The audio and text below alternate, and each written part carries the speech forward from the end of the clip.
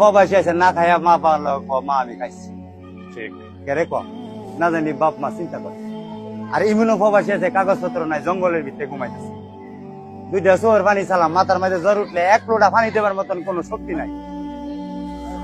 বা আরেকজন প্রবাসী ভিডিও ছানা যে আমি একদিন কাম বাদ আমার লগের একটা ভাই মরে যাইতেছে গা, হ্যাঁ একটু দেখি না হ্যাঁ ডিউটি মাছ দেয় হ্যাঁ দেখতো না, তাহলে সবাই দুইটা টাকার লাগে প্রবাসী যায় নাকি? তখন লাস্টে দিয়ে কি করে জানেনি, ফ্যামিলি রক্ষাতে লঞ্চনা